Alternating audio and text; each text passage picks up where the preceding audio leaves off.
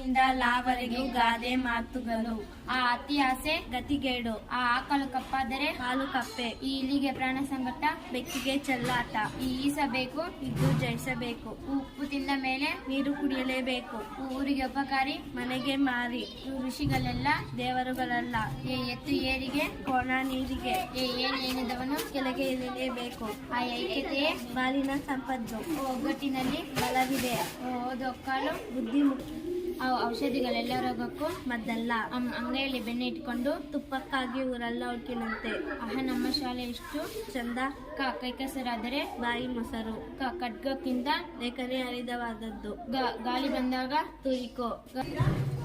ಗಂಟೆಗೆ ನಾಲಿಗೆಯಲ್ಲಿದ್ದರೆ ಶಬ್ದ ಬಂದಿದೆ. ಜ್ಞಾನಿ ಬಂದರೆ ಗೌರವಿಸು, ಹೀನ ಬಂದರೆ ತ್ಯಜಿಸು. ಚಿಂತೆಯಲ್ಲಿದ್ದವನಿಗೆ ಸಂತೆಯಲ್ಲೂ ನಿದ್ದೆ. ಚಲಿಕೆ ಏಟು ಬಿದ್ದರೆ ಚಳಿ ಬಿಟ್ಟಂತೆ.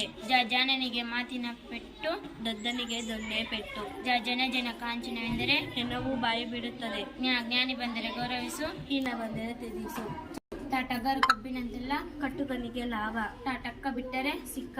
ದೊಡ್ಡಪ್ಪ ಬುದ್ಧಿ ಅದರಪ್ಪ. ರಡವಡವೆ ಎಂದು ಹೃದಯ ತಮಕ ನಮ್ಮ ಆಟ. ನಾಳೆಯಿಂದವನೇ ಮನೆ ಹಾಲು. ತಾನೊಂದು ಬಗೆದರೆ ದೇವದೊಂದು ಬಗೆದಂತೆ. ತಲ ಹೊಡೆಯೋದೆಲ್ಲ ಹೃದಯ ತಮಕ ನಮ್ಮ. ತಲ ಹೊಡೆಯೋದೆಲ್ಲ ಚಿನ್ನವಲ್ಲ. ದೂರದ ಬೆಟ್ಟ ಕಣ್ಣಿಗೆ ನಿನಗೆ. ತನಿಗೆ ದೈವದ ಅನುಕೂಲ. ನಾಳೆಯಿಂದ ಮೊನ್ನೆ ಹಾಲು. ಪಾಪಿ ಸಮುದ್ರಕ್ಕೆ ಹೋದರೆ ಮುನಕಾಲುದ್ದ ನೀರು. ಫಲ ಬಲಿತ ಮೇಲೆ ತೊಟ್ಟು ಕಲಿತಲೇಬೇಕು. ಬಡವನ ಕೋಪ ದವಡಿಗೆ ಮೂಲ.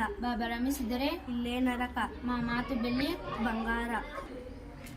ಮಾತು ಬೆಳ್ಳಿ ಮೂನ ಬಂಗಾರ. ಯೋಗಿ ತಂದದ್ದು ಯೋಗಿಗೆ ಭೋಗಿ ತಂದದ್ದು ಭೋಗಿಗೆ.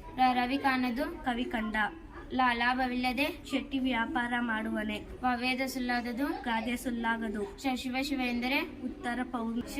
ಶಿವ ಎಂದರೆ ಭಯವಿಲ್ಲ. ಉತ್ತರನ ಪೌರುಷ. ಒಲೆಯ ಮುಂದೆ ಸೋತು ಗೆಲ್ಲುವುದೇ ಮೇಲು. ಇನ್ನೊಂದು ಕಲಿತರೆ ಶಾಲೆಯಲ್ಲಿ ಸೇರಿದಂತೆ. ಮುಳ್ಳನ್ನು ಮುಳ್ಳಿನಿಂದಲೇ ತೆಗೆಯಬೇಕು.